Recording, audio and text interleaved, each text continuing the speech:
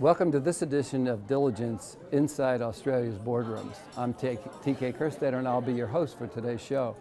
We're here at the Governance Institute of Australia's National Conference, and it's a collection of company secretaries and board members who are here trying to get their arms around the challenges of governance and other issues in the boardroom. Our topic for today is going to be board composition. Are the right people sitting at the board table? And joining me is somebody that's more than qualified to talk about this topic. Please welcome Ewen Crouch, who's the non-executive director for Westpac Banking Corporation and BlueScope Steel Limited, and is the chairman of the board of Corporate Travel Management. Welcome, Ewen. Thank you very much, TK. I can't tell you how hot this topic is when I have traveled globally, and it's been generated significantly by what I'll call the big three investors, BlackRock, State Street, and Vanguard. Obviously they have a presence globally, but they have said on numerous occasions that if you get the right people in the room, the chances of the decisions being good and the performance being good is obviously positive. So, but from a practical side, in Australian companies, how do you go about determining the right people in the room, and when there is a need for refreshment, exercise that need? I think the experience starts with what are your tenure rules for directors in the sense of how long are they expected to serve on the board. And the average in Australia tends to be around 9 years.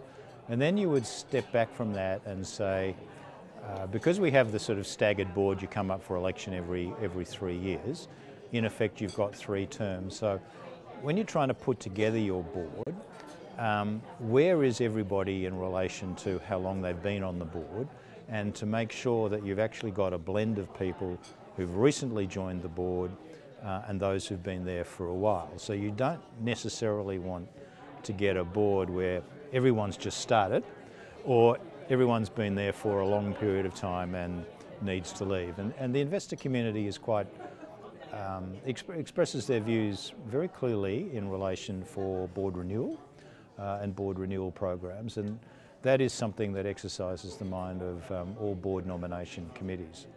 So first thing you do is you've got your nomination committee, and then you have a skill set and you've got the strategic plan.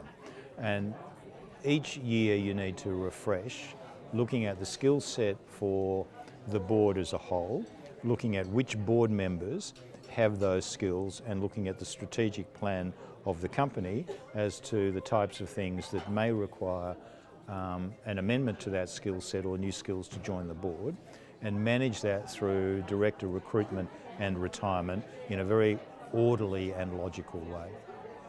So one of the ways, and again, when you said the average tenure, I assume that the companies that you're familiar with don't have a mandatory term limit.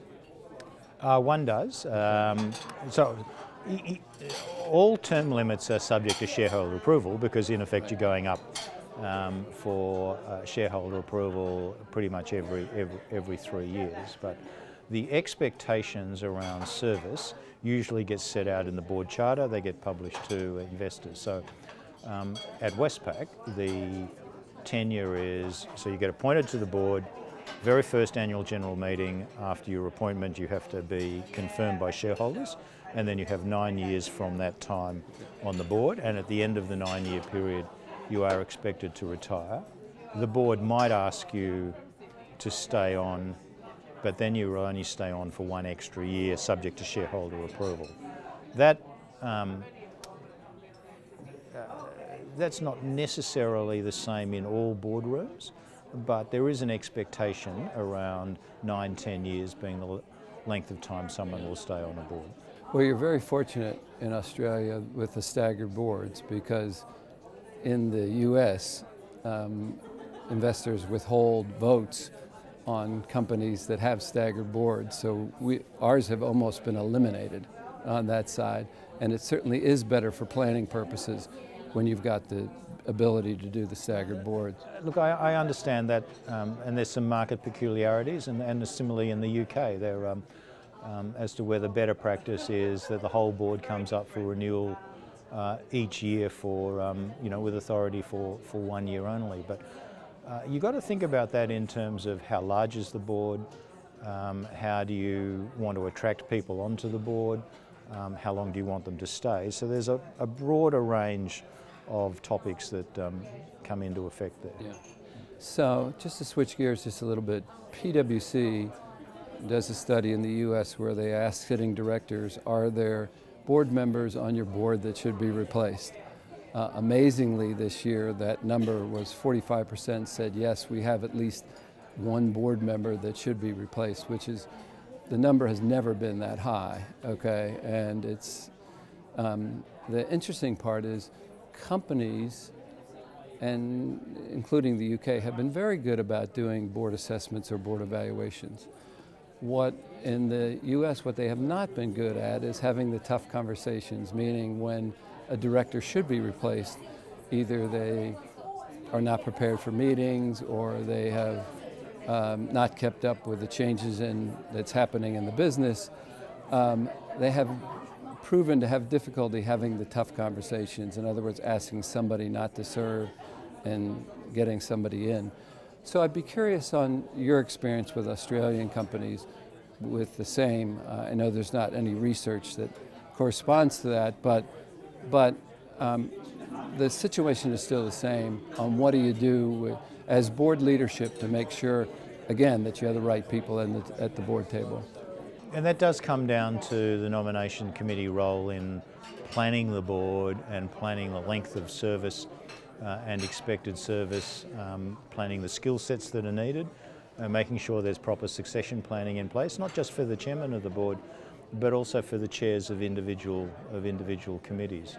I think a robust board effectiveness review conducted annually is an essential part of the board dynamic, as is the necessity for people to answer the questions constructively and frankly, and then really from the chairman's perspective to provide that feedback to individual directors.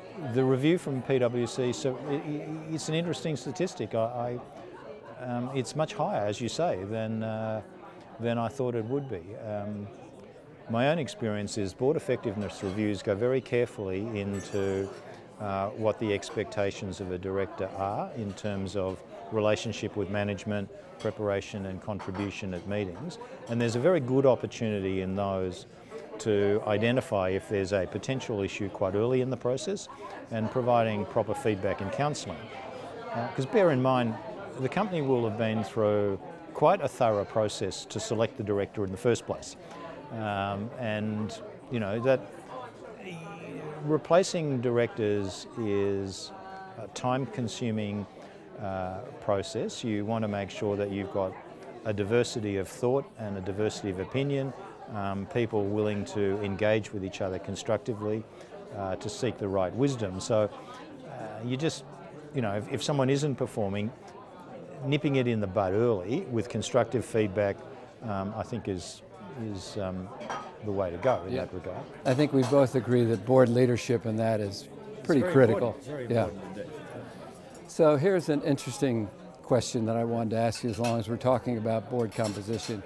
So in the US and even in UK, with the advent and all the digital transformational changes and digital marketing and cyber, we're seeing a trend which has been emphasized by some of the investors to have age diversity and to bring on some younger board members. And by younger, I'm talking about people in their 30s and early 40s onto corporate boards. And this is a trend that we see increasing in those areas. And the purpose of that is not only to have a stratification of ages to contribute to planning or strategy to know the markets that they're in, but also to, again, cover the topics, to cover the better understanding of digital transformation as it relates to millennials or whatever the case might be. So it creates an interesting challenge when a board member might come on that could be 20 to 25 years younger in their 30s versus other board members sitting on the board. onboarding might be different. Certainly their values could be different, okay, in that sense. So what are you seeing the same trend with Australian companies? And do you think that it makes any sense in bringing these younger people on who probably don't have the experience level, but who might have subject matter expertise in where a company needs to go? TK, and I think that final comment that you made is the absolute key to the issue. Subject matter expertise versus board skill set versus executive versus consultant versus non-executive board member. That requires a very healthy discussion as to what the expectations and role of a non-executive director are versus what subject matter expertise you want out of an executive or a consultant. Ultimately at the end of the day, as a non-executive board member, you're not there to be a subject matter expert in one topic only. You're there as part of a collective around the board table to bring your wisdom and experience to the making of difficult decisions. Most difficult decision one will make in relation to most boards is who should be the CEO. Right? And that decision, you then go to the strategic plan of the company. So when you're coming into individual operational matters, to sort of say, yes, a skill set out of technology or digital may well be really important to be introduced into the boardroom for a discussion, but are you actually sort of saying that the board is meant to do management's job or not? And I think one needs to be fairly careful there. From my own point of view, if I think back in my own career, I was certainly, and I did ask my son-in-law and my son about this too. I was having a lot more fun in my executive career 25 years ago. I don't think I would have wanted to have sat around a listed company board table and been as remote as directors are from the execution of what's going on. You know, you need to learn through a bunch of things, and being involved in delivery, implementation, execution, call it what you like, is where most people find life is really interesting. So you'll miss that as a non-executive around a board table.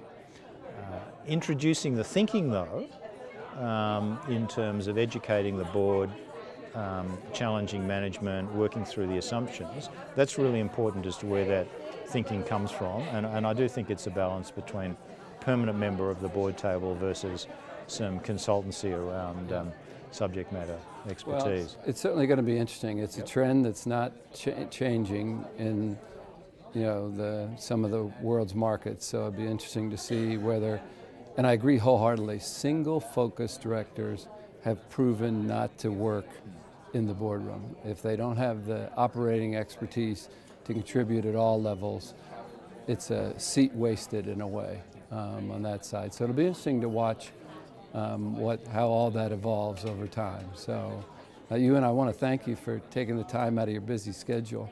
We covered some fairly sensitive topics, and I appreciate your wisdom to our audience. So thanks for joining us. It's a pleasure, TK. Thank you very much indeed.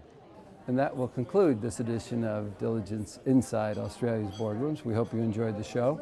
We'll be back again soon to take another look at a topic that'll help you be a better board member or committee member. So we'll see you soon.